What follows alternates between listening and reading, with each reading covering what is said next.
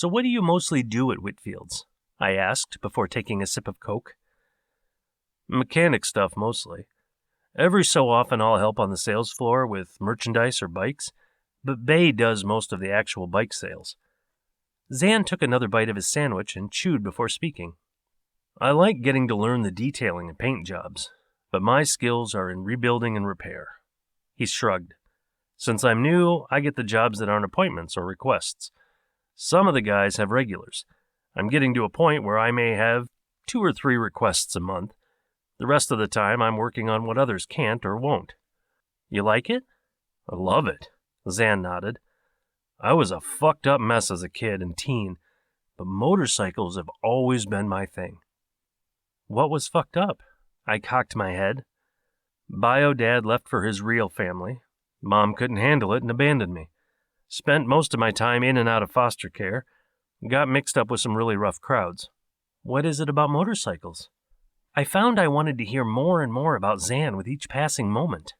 He was quiet for a moment. They don't leave you. They don't abuse you. They don't use you as their bitch. Bikes are just there. Nothing better than firing a big old bitch up and listening to her purr. Figure out what's bothering her and how to fix it. Get her back to top condition and feeling good. I smiled softly. Sounds like you've found yourself the perfect job with Bay. Zan nodded. I'd be happy doing what I'm doing for the rest of my life. That's great, I sighed. I'm really loving working here, and I'm grateful for the opportunity Sage and Bodhi have given me. I don't know that I want to wait tables in a bar the rest of my life, but for the time being, it's good for me. Money, place to stay, new friends. I've got what I need. We ate in silence for a while. So your aunt was your sister's mom for a while, but now she can't take care of Rosie? Zan asked. Sorry, I don't mean to be nosy. It's okay.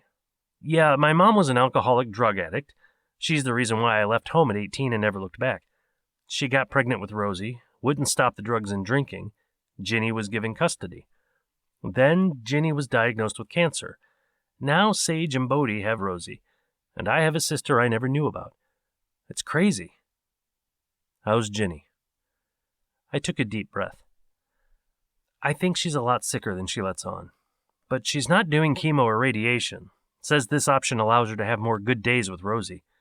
I guess because the cancer is too far spread. She doesn't seem to want to talk to me much about it. Wants to focus on Rosie and me and only the good. That's rough. I'm sorry. Were you close to her as a kid? Yeah. She was more a mom to me than my actual mother. Didn't get to see her often. Hated to leave without contacting her, but I had no choice. My eyes stung with threatening tears. Really glad she found me. Her determination brought me here, and I'm forever grateful. I shook my head to break from emotion. I like your ink. How many tattoos do you have? Zan took the bait and glanced down at his arms. Honestly, I've lost track of how many I have. A lot of them were separate pieces that are now connected into larger pieces. Are they just on your arms? My gut gave a little clench at the thought of those beautiful marks traveling all over his body. Nah, arms, chest, stomach, back, legs. I never wanted any on my neck or face, but everywhere else was open game. Zan studied one on his inner wrist. This one, the dagger right here, was my very first. Got it on a dare and was hooked on ink from that moment on. A couple of them were stick and poke types. My eyes grew wide with my head clearly in the gutter. Zan laughed. It's an old style of tattooing, dirty boy.